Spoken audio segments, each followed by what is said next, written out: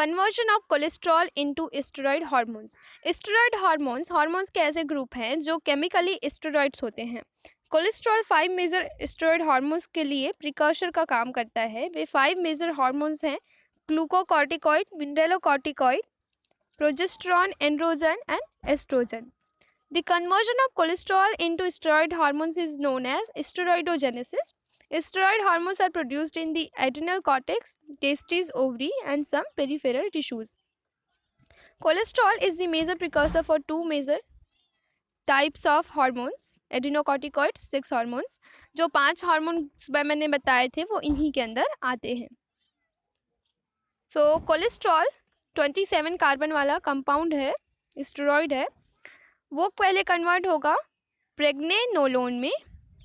प्रेग्नेनोलोन में कन्वर्ट होने के बाद ही वो आगे के हार्मोन्स को सिंथेसाइज कर पाएगा. मतलब प्रेग्नेनोलोन लगभग सभी स्टेरॉइड हार्मोन के लिए प्रिकर्सर का काम करेगा. तो यहीं से आप एक आउटलाइन ले सकते हैं. इसको अगर याद कर लिए तो आगे आपको आसानी होगी कि कोलेस्ट्रॉल प्रेग्नेनोलोन में कन्वर्ट होगा जो कि 21 कार्बन वाला कंपाउंड है. उसके बाद वो प्रोजेस्टेरॉन में कन्वर्ट होगा. उसके बाद वो glucocorticoids, androgens, estrogens and mineralocorticoid में कन्वर्ट होगा. सो बायोसिंथेसिस ऑफ एड्रेनोकॉर्टिकोस्टेरॉइड्स. एड्रेनोकॉर्टिकोस्टेरॉइड के अंतर्गत आते हैं glucocorticoid, mineralocorticoid and androgen and estrogen भी आते हैं. Cholesterol undergoes cleavage with an elimination of 6 carbon fragment to form pregnenolone. सबसे पहले कोलेस्ट्रॉल है. कोलेस्ट्रॉल में क्लीवेज होगा जिससे इसका 6 कार्बन वाला जो हिस्सा है वो अलग हो जाएगा with the help of enzyme cytochrome P450. ठीक है, जिससे फॉर्म होगा प्रेग्नेनोलोन और ये जो अलग साइड कंपाउंड प्रोड्यूस होगा वो सेपरेट हो जाएगा और ये प्रेग्नेनोलोन फिर आगे हार्मोन सिंथेसिस में हेल्प करेगा. Pregnenolone is the common precursor for the synthesis of all steroid hormone. Conversion of cholesterol to pregnenolone is catalyzed by cytochrome P450 side chain cleavage enzyme. This reaction is promoted by ACTH, adrenocorticotropic hormone. The enzyme hydroxylases, dehydrogenases, and isomerases and lyase associated with mitochondria and endoplasmic reticulum are responsible for the synthesis of steroid hormones. ये लगभग सभी steroid hormone की बात हो रही है. सभी steroid hormones के लिए ये जो एंजाइम्स हैं वो हेल्पफुल होते हैं.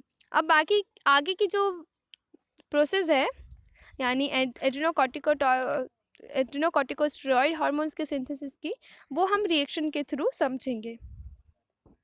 क्योंकि रिएक्शन अगर आपने समझ लिया तो ऑफ कोर्स आप थ्योरी आसानी से लिख सकते हैं. तो वही हमारा मेन टारगेट है. ये जो डायग्राम है आपको एग्जाम में बनाना है. ये एड्रेनोकॉर्टिकोस्टेरॉइड हार्मोन्स का सिंथेसिस के लिए एक प्रोसेस का डायग्राम है. तो यहाँ पे ये हॉरिजॉन्टल डायग्राम है, आपको वैसे वर्टिकल बनाना है. यहाँ पे आप इसका स्क्रीनशॉट ले लीजिएगा.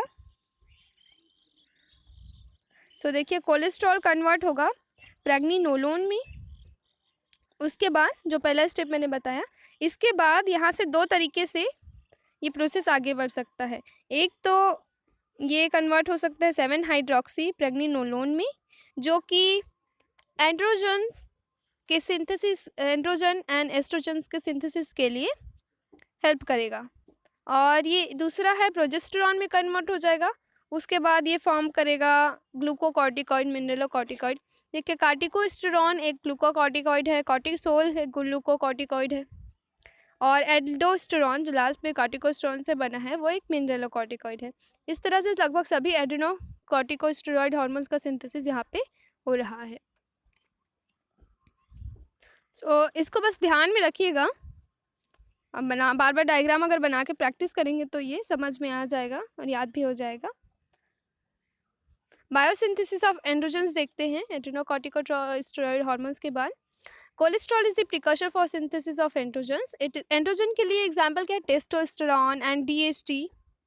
It is first converted to pregnenolone which then forms androstenedione by 2 pathways, either through progesterone or through 17 hydroxy pregnenolone testosterone is produced from androstenedione.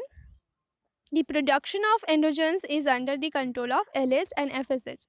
LH means luteinizing hormone, FSH follicle stimulating hormone. ये दोनों hormone pituitary gland द्वारा secrete किए जाते हैं, जो androgen oestrogen के और production को, सिंथेसिस को और यूटिलाइजेशन को कंट्रोल करते हैं। देखिए यहाँ पे मैंने कहा कि प्रेग्निनोलोन दो पाथवेज के थ्रू आगे कन्वर्ट होगा प्रोजेस्टेरॉन इज 17 हाइड्रोक्सी प्रेग्निनोलोन में, देन ये फॉर्म करेगा एंड्रोस्टेनिडायोन जो हेल्प करेगा एंड्रोजन सिंथेसिस में as well as in estrogen synthesis also. तो यहाँ पे ये वही है 17 हाइड्रोक्सी प्रेग्निनोलोन और ये वही प्रोजेस्टेरॉन है। इसके बाद इस डायग्राम में देखिए, ये है एंड्रोजन एंड एस्ट्रोजन सिंथेसिस के लिए पूरा प्रोसेस, जिसमें यहाँ पे ये एंड्रोस्टेनिडायोन फॉर्म हुआ। उसके बाद फिर अगर एरोमेटाइजेशन होता है तो ये फॉर्म करेगा एस्ट्रोजन, अगर एरोमेटाइजेशन नहीं हो रहा है तो यहाँ पे टेस्टोस्टेरॉन, और टेस्टोस्टेरॉन जो कि एक एंड्रोजन है उसके एरोमेटाइजेशन से, मतलब एरोमेटिक रिंग का ऐड होना, एरोमेटाइजेशन से फॉर्म होगा एस्ट्रोजन।